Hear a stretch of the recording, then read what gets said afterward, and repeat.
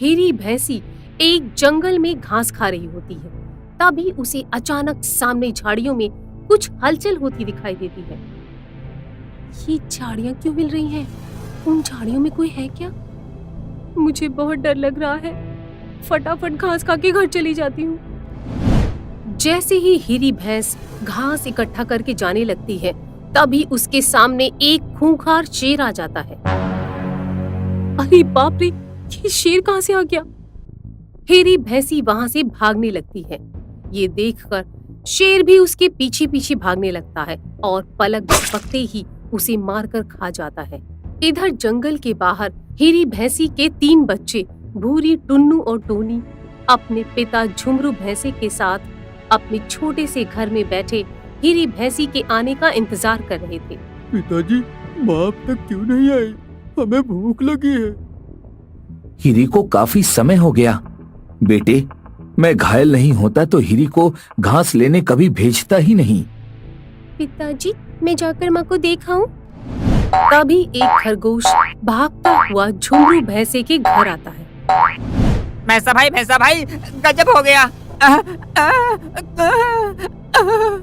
क्या हुआ खरगोश? तुम इतना हाँफ क्यों रहे हो? भैंसा भाई, आपकी पत्नी को एक खूंखार शेर ने जान से मार दिया।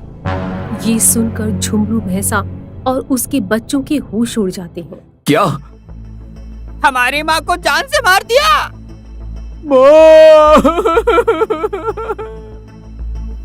हीरी भैंसी की मौत की खबर सुनकर झुमरू भैंसा और उसके बच्चे रोने लगते हैं। रो मत बेटे, शायद भगवान को यही मंजूर था। अगले दिन सुबह भैंसा अपने बच्चों से कहता है, बच्चों, अब हम इस इलाके में नहीं रहेंगे। मैं नहीं चाहता जो हादसा तुम्हारी माँ के साथ हुआ वो तुम्हारे साथ भी हो। हाँ पिताजी, हमारी जान बचाने का यही एक रास्ता है कि हम यहाँ से दूर कहीं सुरक्षित स्थान पर चले जाएं। हाँ, हमें दूर जाकर रहना होगा, जहाँ हमें किसी जानवर से कोई खतरा ना हो सके। अपनी पत्नी की दर्दनाक मौत के बाद झुमरू भैंसा अपने बच्चों को लेकर वहां से सुरक्षित स्थान पर जाने के लिए निकल पड़ता है। चलते चलते चारों काफी लंबा सफर तय करके एक सुनसान पहाड़ी के पास आते हैं। बस यहीं रुक जाओ, चलते चलते मेरे पैरों की हालत खराब हो गई है। अब मुझसे और नहीं चला जा रहा। हाँ, चलते चलते हम भी थक चुके हैं। चलो यहीं पर ठहर जाते हैं। थके हुए चारों उस पहाड़ी के चारों ओर देखते हैं, मगर वहां तो कोई भी नहीं था। ये इलाका तो काफी सुनसान है। हम यहाँ आराम से रह सकते हैं। बच्चों। हाँ पापा, चलो हम यहीं लकड़ियों से अपना घर बना लेते हैं। हाँ, यहाँ कोई खतरा नहीं लगता, इसलिए हम यहाँ पे आराम से रह सकते हैं। सुनसान इलाका देखकर भैंसा और उसके बच्चे उसी इलाके में अपना एक छोटा सा झोपड़ा बनाकर उसी में रहने लगते हैं। उसी इलाके से कुछ ही दूरी पर काफी खूंखार जानवर रहते थे, मगर ये बात भैंसे और उसके बच्चे को मालूम नहीं थी। देखते ही देखते शाम हो गई। पिताजी, सामने कितनी सारी घास है, क्यों ना हम वहाँ जाकर घास खाएं? हाँ, मगर तीनों अपना ख्याल रखना। ठीक है पापा, चलो हम तीनों वहाँ जाकर घास खाते हैं। भैंस के तीनों बच्चे जब घास खा रहे होते हैं, तभी शेर, चीता और लोमड़ी उन्हें देख लेते हैं। साथियों, काफी दिन हो गया है, हमने किसी का शिकार भी नहीं किया। हाँ, और काफी दिनों से तो भैंस का शिकार किया ही नहीं। क्यों मेरे भाई? तो बताओ क्या किया जाए? इसमें बताना क्या है, चलो आज इनको अपना शिकार बनाते हैं। शिकार के इरादे से तीनों बात कर रहे होते हैं, तभी झुमरू भैंसे की आंख खुल जाती है। आंख खुलते ही वो देखता है कि उसके बच्चे घास खा रहे हैं और ये तीनों उन्हें शिकार बनाने की तैयारी कर रहे थे। अरे बाप रे, ये शेर, चीता और लोमड़ी कहाँ से आ गए? ये तो मेरे बच्चे को खा जाएंगे। तीनों शिकारी जानवर उन बच्चों का शिकार करने जाएं, उससे पहले ही भैंसा उन्हें चालाकी से बुला लेता है। अरे बच्चों, जरा यहाँ आओ तो, मुझे तुमसे कुछ खास काम है। तीनों बच्चे पापा की आवाज सुनकर उनके पास चले जाते हैं। भैंसा उन्हें लेकर घर के अंदर चला जाता है। पापा, आपने हमें अचानक क्यों बुला लिया? बेटे, तुम्हें मारने के लिए 3 शिकारी जानवर घात लगाकर बैठे थे। ये तो अच्छा हुआ कि मैं टाइम पर आ गया, वरना ये तीनों आज तुम्हें बिरयानी समझकर खा जाते। उधर तीनों शिकारी आपस में बात करते हैं। इसे कहते हैं अकाल में उपवास रखना। हाँ यार, बड़ी मुश्किल से शिकार हाथ आया था और वो भैंसा उन्हें ले गया। चलो, आज नहीं तो कल ये जाएंगे कहाँ? थोड़े समय बाद तीनों शिकारी वहाँ से चले जाते हैं। झुंगरू भैंसा अपने बच्चों के साथ घर में बैठकर सोच रहा होता है। शेर और उसके साथियों ने हमें यहाँ देख लिया है। अब यहाँ रहना खतरे से खाली नहीं है। रात काफी हो गई है, इसलिए आज की रात हम यहीं पर ठहर जाते हैं और कल सुबह होते ही यहाँ से चले जाएंगे। झुंगरू भैंसा घर के बाहर बैठकर चौकीदारी कर रहा होता है। तभी उसकी नजर सामने एक गहरे लेकिन सूखे हुए कुएं पर पड़ती है। ये देखकर झुंगरू भैंसा उस कुएं के पास जाता है। अरे वाह, ये कुआं हमारी जान बचा सकता है। एक काम करता हूँ, मैं इस कुएं के ऊपर एक झोपड़ी बना देता हूँ। झुंगरू भैंसा बहुत ही बुद्धिमान होता है। वो रात में ही कुएं के ऊपर झोपड़ी बनाना शुरू कर देता है।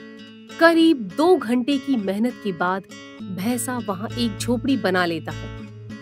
अब इस कुएं को ऊपर से पेड़ की डालियों और पत्तों से ढक देता हूँ, ताकि शेर और उसके साथियों को पता ही ना चले कि यहाँ कोई कुआं है।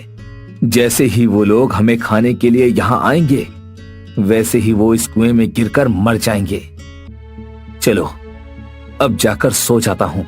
बुद्धिमान भैंसा कुएं को पेड़ की डालियों और पत्तियों से ढककर सोने के लिए चला जाता है। झुंगरू भैंसा अपने घर में बच्चों के पास आकर सो जाता है। अगले दिन सवेरे भैंसा और उसके बच्चे जब नींद से जागते हैं, तब देखते हैं कि उनके घर के बाहर शेर, चीता और लोमड़ी तीनों खड़े हैं और उन तीनों ने झुंगरू भैंसे और उसके बच्चे को घेर लिया था। अरे बाप रे, ये शेर, चीता और लोमड़ी कहाँ से आ गए? इन तीनों ने तो हमें घेर लिया। पिताजी, अब क्या करें? ये तीनों तो हमें मारकर खा जाएंगे। बचाओ, कोई हमें बचाओ, कोई हमें बचाओ। चिल्लाओ और जोर से चिल्लाओ, पर यहाँ चिल्लाने से कोई फायदा नहीं होगा, क्योंकि अब बहुत जल्द ही तुम सब हमारा शिकार बनने वाले हो। आज तो हम पेट भर कर खाएंगे। बड़े दिनों बाद हमें शिकार करने का मौका मिला है। अब तेरा और तेरे बच्चों का समय आ गया है। भैंसी, अब हम तुम सबको नोच नोच कर खा जाएंगे।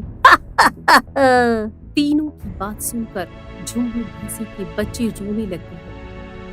मुझे कुछ भी करके अपने बच्चों को बचाना होगा।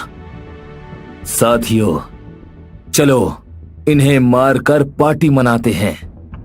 जैसे ही तीनों शिकारी बच्चों को मारने के लिए जाते हैं, वैसे ही भैंसा तेजी से आकर कहता है, रुक जाओ शेर सिंह, आप हमें मारकर खाना चाहते हो तो शौक से खाओ, मगर मारने से पहले हमारी एक बात सुन लीजिए।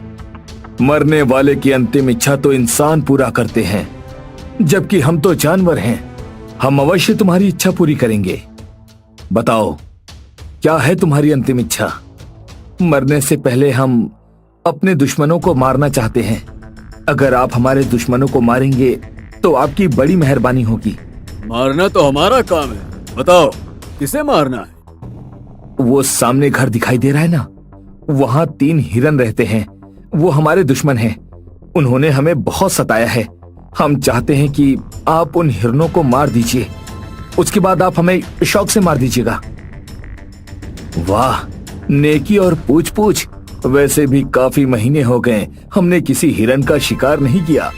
चलो पहले हम उन हिरनों का शिकार करके आते हैं। हाँ शेर सिंह, चलो। लोमड़ी, तुम यहीं रहकर इस भैंसे के परिवार पर नजर रखो। हम हिरन का शिकार करने के बाद इन्हें खाने के लिए आएंगे। इतना कहकर शेर और चीता हिरन का शिकार करने के लिए उस झोपड़ी में जाते हैं। जो झोपड़ा बुद्धिमान भैंसे ने सूखे कुएं के ऊपर बनाया था। जैसे ही शेर और चीता झोपड़ी के अंदर जाते हैं, उन्हें पत्तों और डालियों से ढका कुआं दिखाई नहीं देता और दोनों गहरे कुएं के अंदर गिर जाते हैं। मेरा पैर! मेरी कमान! इतनी ऊंचाई से गिरने के बाद दोनों दर्द से कराह रहे होते हैं। ये तो गहरा कुआं है। इसका मतलब उस भैंसे ने हमें बेवकूफ बनाकर इस कुएं में गिरा दिया। अब हम यहाँ से कैसे निकलेंगे? ये कुआं तो बहुत गहरा है। दोनों परेशान होने लगते हैं। इधर लोमड़ी भैंसे के पास खड़ी होती है। अरे लोमड़ी बहन, जल्दी खाइए ना हमें। क्यों हमें मारने में इतना इंतजार कर रही हैं? वहाँ आपके साथी उन हिरणों को खा रहे हैं, आप यहाँ हमें मार कर खाइए।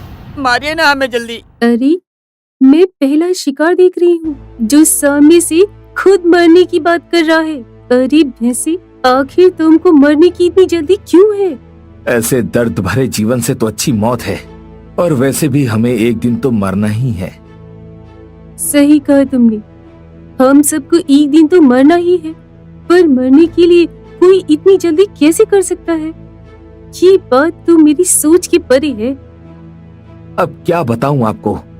दरअसल मुझे और मेरे बच्चों को एक खतरनाक जानलेवा बीमारी हो गई है।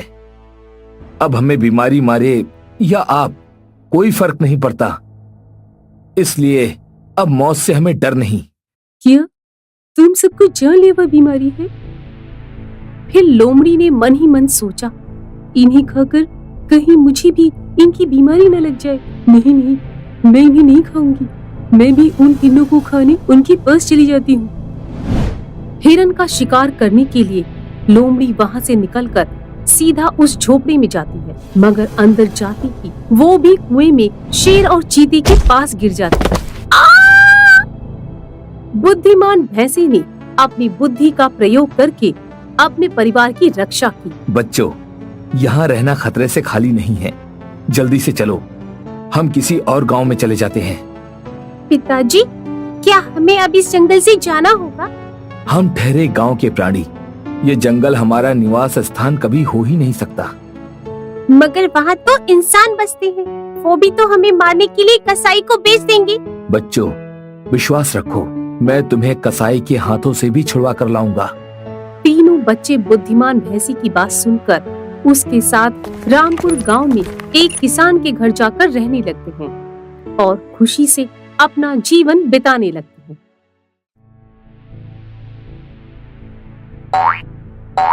क्या बात है जंगलवासियों, आप सब एक साथ कहाँ जा रहे हो? हम सब शेर सिंह के दरबार में जा रहे हैं। शेर सिंह की तबीयत बहुत खराब है, इसीलिए हम उनका हालचाल पूछने जा रहे हैं। क्या हमारे शेर सिंह की तबीयत खराब है? मैं भी आप सबके साथ चलूंगा, चलो। सारे जानवर अपने जंगल के राजा शेर सिंह के दरबार में आते हैं, जहां बीमार शेर सिंह अपनी गुफा में जमीन पर लेटा हुआ था और उसके पास चीता और बाघ खड़े हुए शेर सिंह को देख रहे थे। चीते, शेर सिंह की तबीयत अब कैसी है? राजा साहब की हालत बहुत खराब है। राजा साहब का ठीक होना बहुत जरूरी है। जंगल के राजा शेर सिंह के अचानक बीमार होने से जंगल के सभी जानवर काफी परेशान हो चुके थे। तभी अचानक शेर सिंह जोर जोर से खांसने लगता है और खांसते खांसते अचानक शेर सिंह की मौत हो जाती है। ये देखकर जंगल के सारे निवासी दुखी हो जाते हैं। राजा साहब अब इस दुनिया में नहीं रहे। शेर सिंह की मौत हो जाने से सारे प्राणी दुखी हो जाते हैं। उसकी मौत के कुछ दिन बाद जंगल के सारे प्राणी एक जगह बैठकर आपस में चर्चा कर रहे होते हैं। तभी हाथी कहता है, जंगल वासियों, शेर सिंह तो अब नहीं रहे। अब हमें अपने जंगल में किसी को राजा बनाना होगा। कहिए, इसमें आपकी क्या राय है? हमें नया राजा नियुक्त तो करना ही पड़ेगा, मगर अगला राजा हम बनाएंगे किसे? अगला राजा हम उसे बनाएंगे जो शेर सिंह की तरह जंगल में सही फैसले कर सके और सबको सही और बेहतर न्याय दिला सके। हाथी भाई, क्या आपने जंगल में ऐसा जानवर देखा है जो शेर सिंह की जगह ले सके? नहीं, मगर हमें एक ऐसे जानवर की तलाश करनी होगी जो बहुत नेक और सही न्याय दिलाने वाला हो। हम उसी को अपने जंगल का राजा घोषित करेंगे। पर ऐसा जानवर हमें कहाँ मिलेगा? भालू भाई, हम जंगल में चुनाव करेंगे और चुनाव से ही हमें शेर सिंह की तरह ताकतवर राजा मिलेगा।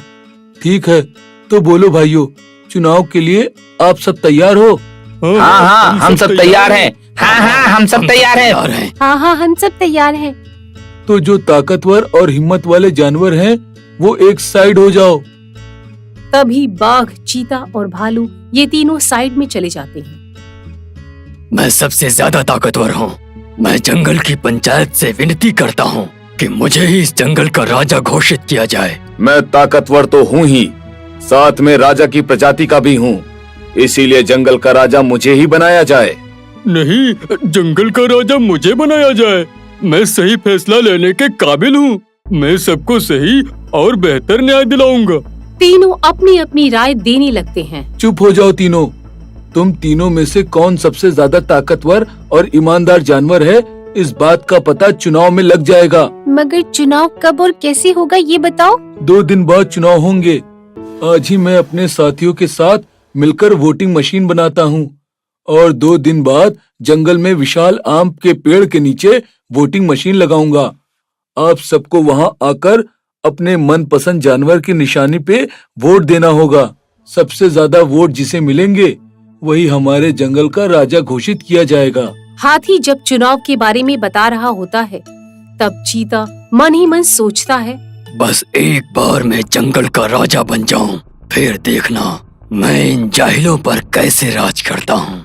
जंगल का राजा तो मैं ही बनूंगा और जिस दिन मैं राजा बन जाऊंगा उस दिन से देखना मैं सबको अपना नौकर बना के रखूंगा।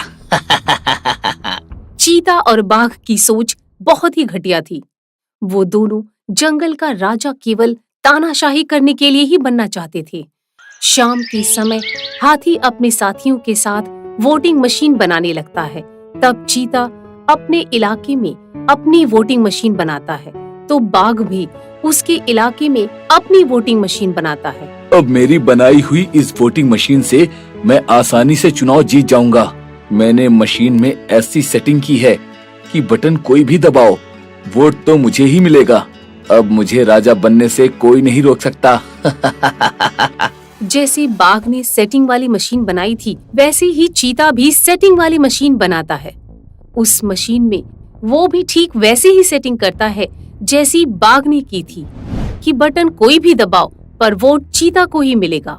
सुना है मोहब्बत और जंग में सब कुछ जायज है, इसीलिए अगर जो मैं चुनाव में धांधली करता हूँ तो कोई गुनाह नहीं है और मुझे राजा बनने से कोई नहीं रोक सकता।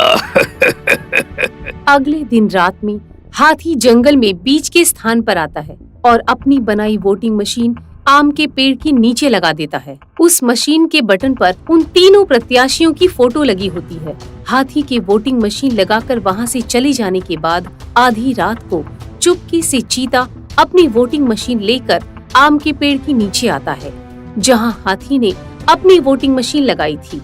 अच्छा, तो ये वो मशीन है। चलो अब इस वोटिंग मशीन को निकालकर मैं अपनी वोटिंग मशीन यहाँ लगा देता हूँ, ताकि कल जंगल के निवासी किसी भी बटन को दबाएंगे पर वोट मुझे ही मिलेगा और मैं इस जंगल का राजा बन जाऊंगा। चीता हाथी की वोटिंग मशीन निकालकर अपनी वोटिंग मशीन लगाकर वहां से चला जाता है। थोड़ी समय बाद बाघ भी चुपके से वहां आता है और वो चीते की लगाई हुई वोटिंग मशीन को निकालकर अपनी वोटिंग मशीन वहां लगाकर चीते की वोटिंग मशीन वहां से लेकर चला जाता है। अगले दिन सवेरे चुनाव शुरू होता है। जंगल के सभी जानवर एक एक करके वोटिंग मशीन पर अपनी पसंद की निशानी को वोट देते हैं। ये देखकर सामने खड़े चीता और बाघ मन ही मन खुश होते हैं। जंगल वासियों, तुम किसी भी निशानी को वोट दो, पर तुम्हारा वोट तो मुझे ही आएगा। चल भाई चीता, जंगल का राजा बनने के लिए तैयार हो जा। चीता और बाघ मन ही मन खुश होकर राजा बनने के सपने देखने लगते हैं और भालू चुपचाप वहां खड़ा होकर ईमानदारी से चुनाव करवाता है। शाम तक जंगल के सभी निवासियों की वोटिंग हो जाती है। जंगलवासियों, जंगल के सभी निवासियों ने अपना अपना वोट दे दिया है। अब चुनाव का परिणाम कल सवेरे सामने आ जाएगा। जिसे सबसे ज्यादा वोट मिले होंगे वही हमारा इस जंगल का राजा कहलाएगा। अब सब अपने अपने घर जा सकते हो। चुनाव खत्म होते ही सब अपने अपने घर चले जाते हैं और हाथी भी वोटिंग मशीन लेकर वहाँ से चला जाता है। अगले दिन सवेरे सब जंगल में एक स्थान पर बैठे थे और हाथी अपने साथियों के साथ मशीन में वोटों की गिनती कर रहा था।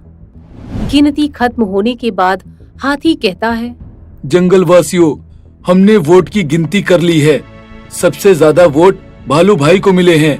आज से भालू भाई हमारे जंगल के नए राजा हैं। ये सुनकर सब खुश हो जाते हैं, मगर बाघ और चीता परेशान हो जाते हैं। भालू चुनाव जीत गया, मगर ये कैसे हो सकता है? क्यों, क्या हुआ चीता भाई? अरे भालू राजा कैसे बन सकता है? सबसे ज्यादा वोट तो मुझे ही मिलने चाहिए थे, फिर इस भालू को कैसे ज्यादा वोट मिल गए? चीते भाई, जिसे ज्यादा वोट मिले हैं वो भालू भाई हैं। भालू भाई को ही सबसे ज्यादा वोट मिले हैं। अरे ये हो ही नहीं सकता, भालू को ज्यादा वोट मिल ही नहीं सकता। हाँ, ज्यादा वोट तो मुझे मिलना चाहिए था, क्योंकि रात के वक्त मैंने वोटिंग मशीन बदल दी थी और मेरी सेटिंग वाली मशीन वहाँ लगाई थी। सेटिंग वाली मशीन? क्या मतलब है? अरे भाई, उस मशीन में मैंने ऐसी सेटिंग की थी कि तुम किसी भी बटन को दबाओ, वोट मुझे ही मिलेगा। इसीलिए सारे वोट मुझे ही मिलने चाहिए थे। ओए चीटर, वोटिंग मशीन तो मैंने बदली थी। मैंने रात में चुपके से आकर हाथी भाई की वोटिंग मशीन की जगह अपनी मशीन लगाई थी, ताकि सारे वोट मुझे ही मिल जाएं। बड़ी मेहनत से मैंने वो सेटिंग वाली मशीन बनाई थी और पका पकाया माल खाने को तू तैयार हो गया। चीता और बाघ की बातें सुनकर सब हक्के बक्के रह जाते हैं। अच्छा, तो तुम दोनों ने वोटिंग मशीन में कुछ गड़बड़ की थी, है ना? इसे गड़बड़ नहीं, चालाकी कहते हैं। अरे बाप रे, सबके सामने ये मैंने क्या कह दिया? अरे यार, मेरी भी पोल पकड़ी गई। बाघ और चीते ने ईवीएम में छेड़खानी की थी और चुनाव में धांधली होने वाली थी, ये साबित हो चुका था। इसीलिए हाथी रिजल्ट घोषित करता है। चीता, बाघ, हमें इस जंगल के लिए एक ईमानदार और नेक राजा की तलाश थी। जब तुम दोनों ने रात के समय अपनी अपनी वोटिंग मशीन की बदली की थी, उस समय मैंने तुम्हें देख लिया था। मैं तुम्हारे इरादे समझ गया था, इसीलिए तुम्हारे जाने के बाद मैंने तुम्हारी वोटिंग मशीन बदलकर वहाँ अपनी मशीन रख दी थी। और वो मशीन बिल्कुल ईमानदार मशीन थी। हाँ, उस मशीन में जो बटन दबाया गया वोट उसी को मिला, समझे? देखो, चुनाव भालू जीता है और भालू ही जंगल का सबसे नेक जानवर है, इसीलिए भालू को ही जंगल का राजा बनने का अधिकार है, तुम जैसे चीटरों और बेईमानों को नहीं। फिर हाथी द्वारा भालू को जंगल का राजा घोषित कर दिया जाता है। देखो भाइयों, हम जानवर हैं, इंसान नहीं, जो राज करने के लिए किसी भी हद तक नीचे गिर जाएं।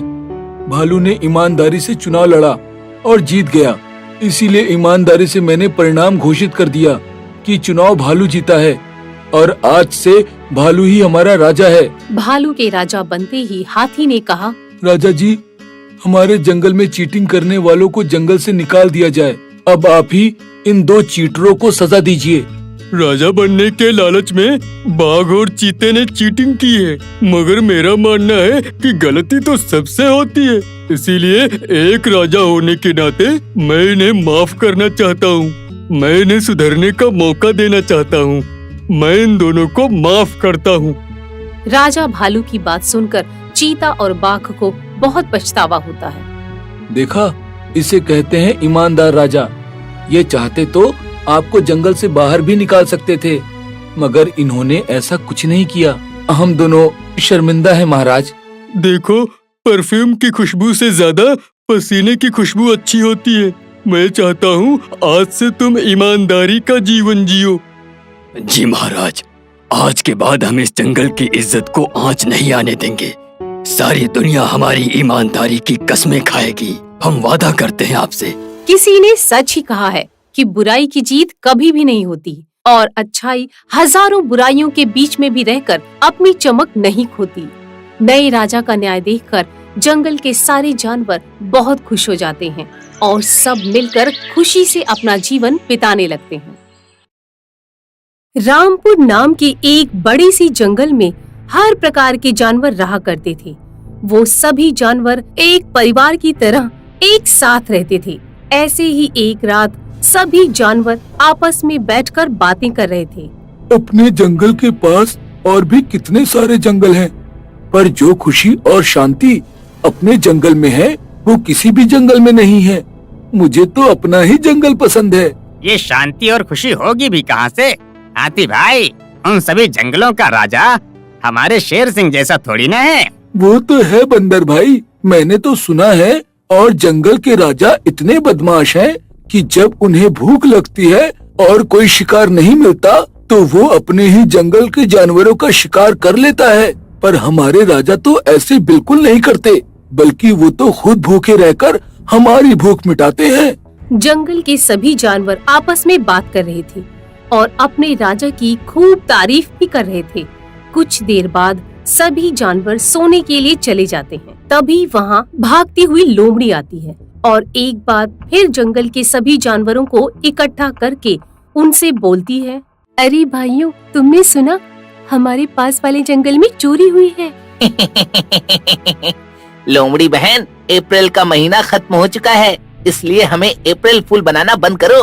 हमारे जंगल में तो क्या, हमारे आसपास के भी जंगलों में आज तक चोरी नहीं हुई। हाँ हाँ ठीक है, मत मानो मेरी बात। मैं कोई अप्रैल फूल थोड़ी ना बना रही हूँ। मैंने जो अपने कानों से सुना है बस वही तुम सबको बता रही हूँ। आज मैं अपनी बहन से मिलने पास वाले जंगल गई थी। उसी ने मुझे बताया कि उसके जंगल में कुछ दिनों से चोरी हो रही है। मैं तो इस खबर को सुनकर डर गई थी, इसलिए मैंने सोचा कि मैं तुम सबको भी आगाह कर दूं। पर तुम्हें तो मेरी बात पर विश्वास ही नहीं है। लोमड़ी बहन, आज तक तुमने कभी इतने अच्छे काम नहीं किए कि हम सब तुम पर विश्वास कर सके। क्यों भाइयों? हाँ भैया, सही कहा तुमने। चलो, वैसे भी सोने का टाइम हो गया है। इसकी तो आदत ही है सबकी नींद खराब करने की। लोमड़ी की बात पर कोई विश्वास नहीं करता और सब जाकर सो जाते हैं। पर लोमड़ी ने जब से ये खबर सुनी थी उसकी आंखों की नींद उड़ चुकी थी, इसलिए वो सारी रात नहीं सोती है और उल्लू से बातें करती रहती है। तो वहीं दूसरी ओर जंगल के बाकी जानवर आराम से सो जाते हैं और अगली सुबह बंदर रोता हुआ आता है। उसके रोने की आवाज से जंगल के सभी जानवर इकट्ठा हो जाते हैं। अरे बंदर भाई, क्या हुआ? तुम सुबह सुबह क्यों रो रहे हो? कोई बुरा सपना देख लिया क्या? काश कि हिरन बहन मैंने कोई सपना देखा होता, पर ये तो हकीकत है। मेरे घर में सच में चोरी हो गई। मैंने कितनी मुश्किलों से अकेले ही केले जमा करके रखे थे ताकि 4 दिन मुझे केले की तलाश में इधर उधर भटकना न पड़े। अब मैं अपनी भूख कैसे मिटाऊं? किसी ने चोरी की है। क्या चोरी? और वो भी हमारे जंगल में? आखिर ये किसका काम हो सकता है? पता नहीं हिरन बहन, पर जिसने भी चोरी की है वो बहुत चतुर है, क्योंकि उसने तो मेरे हाथ के केले भी चोरी कर लिए जिसे मैं अपने सीने से लगाकर सो रहा था। कहा था ना मैंने रात को कि हमारे पास वाले जंगल में चोरियां हो रही हैं। और मत सुनो मेरी बात, करवा ली ना तुमने अपने घर में चोरी? हमें तो शक है लोमड़ी बहन, कहीं ये चोरी तुमने तो नहीं करवाई, ताकि हम सब तुम्हारी बातों पर विश्वास कर सकें। भगवान झूठ ना बुलाए हाथी भाई, पर मैं इस बंदर के केले क्यों चोरी करने लग गई? मैं केले नहीं खाती, और वैसे भी मेरे घर के पास अंगूर के पेड़ हैं। मेरा जब भी दिल करे मैं अंगूर तोड़कर खा सकती हूँ। और भूलो मत, तुम मुझसे फल मांगने के लिए नहीं आते और न ही मैं तुम्हारे पास आती हूँ। मुझे ये अकड़ दिखाने की कोई जरूरत नहीं है। इतना बोलकर लोमड़ी वहाँ से चली जाती है और आराम से सोने लगती है। पर लोमड़ी की बात पर किसी को भी विश्वास नहीं होता और वो सब लोमड़ी को ही चोर समझते हैं और इसलिए सभी जानवर लोमड़ी को रंगे हाथ पकड़ने के लिए प्लान बनाते हैं। हमारे जंगल में कभी चोरी नहीं होती, हो ना हो इस लोमड़ी ने ही चोरी करी है। भाइयों, मेरी बात मानो, तो आज कोई मत सोना, और जैसे ही वो लोमड़ी चोरी करने आएगी हम उसे रंगे हाथ पकड़ लेंगे और राजा शेर सिंह के पास ले जाएंगे और उसे कड़ी से कड़ी सजा दिलवाएंगे। अब सभी जानवर ऐसा ही करते हैं। वो सारी रात नहीं सोते, पर लोमड़ी के अलावा और किसी पर नजर भी नहीं रखते और आधी रात के बाद लोमड़ी पर नजर रखते रखते सब सो जाते हैं। और अगली सुबह जब उनकी आंख खुलती है तो हाथी देखता है इस बार उसके घर में चोरी हो गई है। अरे नहीं, ऐसा नहीं हो सकता। मेरे घर में चोरी नहीं हो सकती। आखिर ये चोरी कौन कर रहा है? लोमड़ी तो हमारे नजरों के सामने ही थी। क्या इसका मतलब तुम लोग सारी रात जगकर मुझ पर नजर रख रहे थे? वो भी इसलिए क्योंकि तुम्हें शक है कि चोर मैं हूँ? पर जो भी हो, थैंक यू मुझ पर नजर रखने के लिए, क्योंकि तुम्हारी नजरों की वजह से मेरे घर में चोरी नहीं हुई और चोरी हाथी भाई के घर में हो गई। अरे बस करो, आपस में लड़ना बंद करो, ये फालतू की बात है। ये समय आपस में लड़ने का नहीं है, उस चतुर चोर को पकड़ने का है और हम अकेले ही ये सब नहीं कर सकती। तो हम क्या करें? जंगल में चोरी बढ़ती ही जा रही है। अब हम रोज रोज रात भर ऐसे जग तो नहीं सकते ना। और क्या पता वो चतुर चोर अगर दिन में चोरी कर ले तो? लोमड़ी बहन बिल्कुल सही कह रही है हिरन बहन। अब मामला बढ़ चुका है। अब हमें राजा शेर सिंह के पास जाना ही होगा और उन्हें बताना होगा कि जंगल में चोरी हो रही है। पर राजा की तो तबीयत खराब है, ऐसे में उन्हें ये सब बताना ठीक होगा क्या? कहीं हमारी वजह से उनकी तबीयत और न बिगड़ जाए। हाथी भाई, अगर यही सब सोचोगे ना तो फिर से तुम्हारे घर में चोरी हो जाएगी। चोर को पकड़ने की सोचो। अब उस चोर को सिर्फ हमारे राजा शेर सिंह ही पकड़ सकते हैं। मैं लोमड़ी की बातों से सहमत हूँ, वो बिल्कुल सही कह रही है। अब हमें उस चोर को पकड़ना ही होगा ताकि जंगल में चोरी होनी बंद हो जाए। अब सभी जानवर निराश होकर राजा शेर सिंह के पास पहुंचते हैं और उन्हें सारी बातें बताते हैं। सारी बात सुनने के बाद जंगल के राजा शेर सिंह अपने जंगल के जानवरों से कहते हैं, इतना सब हो गया, जंगल में इतनी चोरियां हो गईं और तुम सबने मुझे बताया भी नहीं। आखिर मुझे ये खबर देने में इतनी देर क्यों कर दी?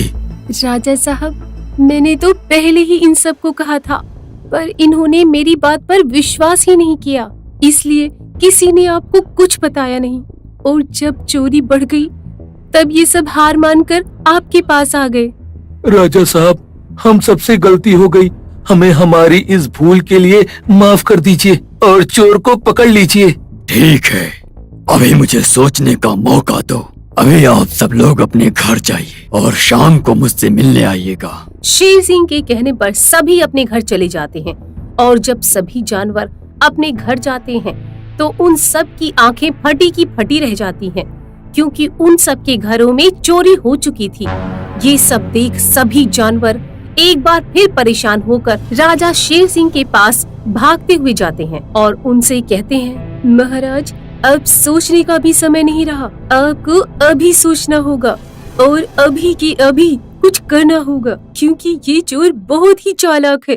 हाँ महाराज, अब घर खाली छोड़ना मतलब सर दर्द को साथ लेकर चलना हो गया है। हम जानवर तो सोच में ही मर जाएंगे, उससे पहले वो चोर चोरी कर लेगा। आखिर ऐसा भी क्या हो गया जो आप सब इतने परेशान होकर तुरंत वापस चले आए? अब क्या बताएं महाराज, हम यहाँ आपसे अपनी समस्या का समाधान लेने आए थे और इतनी ही देर में वो चतुर चोर हम सबके घर में चोरी करके भाग गया। मुझे ये जानकर बहुत दुख हो रहा है कि मैं आप सबके घरों का सामान नहीं बचा सका और वो चोर दिन दहाड़े चोरी करके भाग गया। पर मेरा आप सभी से वादा है कि मैं बहुत जल्द उस चतुर चोर को पकड़ लूंगा। पर महाराज, अब हम सब क्या करें? अगर यही हालत रही तो हमें जंगल छोड़कर जाना होगा। किसी को जंगल छोड़कर कहीं जाने की कोई जरूरत नहीं। मैंने सोच लिया है कि हमें क्या करना है। मेरी आप सबसे विनती है कि आप सब रात को सोइए ना, बस सोने का नाटक करना और मैं अपने कुछ साथियों के साथ पूरे जंगल में पहरेदारी करूंगा और जैसे ही वो चालाक चोर आएगा मैं उसे पकड़ लूंगा। फिर मैं भी देखता हूँ कि वो चोर कैसे भागता है। शेर सिंह के कहने पर अब सभी जानवर बिल्कुल ऐसा ही करते हैं। सब अपने घरों में सोने का नाटक करते हैं और रात को जब भेड़िया दबे पांव जंगल में आता है और जंगल के सभी जानवरों को सोता पाता है, हंसते हुए खुद से कहता है, कितने बेवकूफ हैं ये जंगल के सभी जानवर। आज दिन में ही मैंने इन सभी के घरों में चोरी की थी, पर फिर भी ये सब लापरवाह होकर सो रहे हैं। खैर, क्या फर्क पड़ता है मुझे? मैं तो यहाँ चोरी के मकसद से आया हूँ और चोरी करके ही यहाँ से जाऊंगा। अब भेड़िया चोरी करने के लिए सबसे पहले बंदर के घर में जाता है और उसके घर से कुछ सामान चोरी कर लेता है। उसके बाद वो हिरन के घर में जाता है और वहाँ से भी कुछ सामान चोरी कर लेता है। 2 घरों में चोरी करने के बाद भेड़िया खुद से कहता है, सुबह होने वाली है, बस एक घर में और चोरी कर लेता हूँ। इस खरगोश का घर इतना छोटा है कि इसके घर में चोरी करने में बहुत दिक्कत होती है। बस इसलिए ही ये कुछ दिनों से बचा हुआ था, पर आज ये नहीं बचेगा। आज मैं इसके घर में चोरी करके ही रहूंगा। इतना बोलकर भेड़िया अपने हाथ खरगोश की गुफा में डालता है और जैसे ही वो अपने हाथ खरगोश की गुफा में डालता है, खरगोश और उसके साथी उसका हाथ पकड़ लेते हैं और पीछे से शेर सिंह आकर उसे घेर लेता है और उससे कहता है, तो तू है वो चोर जो इतने दिनों से जंगल में चोरी कर रहा था। तुझे क्या लगा कि तू कभी पकड़ा नहीं जाएगा? याद रख कि चोर कितना भी शातिर क्यों ना हो, एक दिन वो पकड़ा ही जाता है। अरे नहीं नहीं शेर सिंह, मैं वो चोर नहीं हूँ। मैं तो बस आज ही चोरी करने के लिए आया था। मुझे जाने दो, मैं तुम्हारे ही जंगल का हूँ। हमें मूर्ख समझता है तू? मेरे जंगल में कोई भी जानवर चोरी नहीं करते और हमारे जंगल में कभी चोरी हुई भी नहीं थी। तो दूसरे जंगल का जानवर है जो हमारे जंगल में आकर चोरी कर रहा है और अब इसकी सजा तुझे जरूर मिलेगी। तुझे सजा यहाँ भी मिलेगी और तेरे खुद के जंगल में भी मिलेगी। साथियों, इसे बंधक बनाकर जेल में डाल दो। शेर सिंह भेड़िया चोर को जेल में डाल देता है और उसके जंगल से उसके राजा शेर को बुलाता है और उस भेड़िया चोर को उसके हवाले कर देता है, जिसके बाद उस भेड़िया चोर के जंगल के राजा शेर उसे कड़ी सजा देता। आपको हमारा ये वीडियो पसंद आया हो तो प्लीज हमारे चैनल को सब्सक्राइब कीजिए और हाँ, वीडियो को लाइक और शेयर करना मत भूलना। धन्यवाद।